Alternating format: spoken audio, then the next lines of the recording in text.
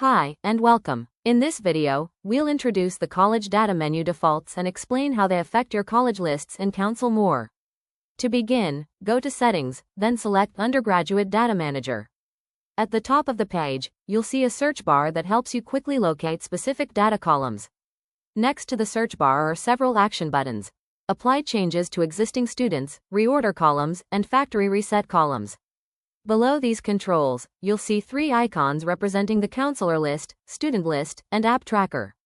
The number next to each icon shows how many default columns are currently enabled for that list. When selecting default columns, it's important to be intentional. Enabling too many columns can overwhelm students and families and reduce your ability to customize individual lists. In practice, streamlined lists lead to fewer questions and clearer conversations. To help decide which columns to use, we recommend reviewing the data glossary in the knowledge base. This glossary explains every available data column and can help you identify which fields are essential and which are better used selectively. Before making changes, review the information box at the top of the page. Default column changes apply only to newly created college lists. Existing lists are not automatically updated. The Apply Changes to Existing Students option allows you to add newly enabled default columns to existing lists.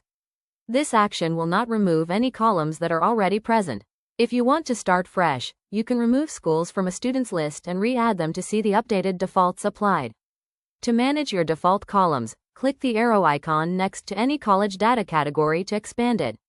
Each column includes icons for the counselor list, student list, and app tracker. Click an icon to enable a column for that specific list. When the icon turns green, the column is active. You can always revisit these settings later or make adjustments on a per-student basis. You can control the order in which columns appear by default on new student lists.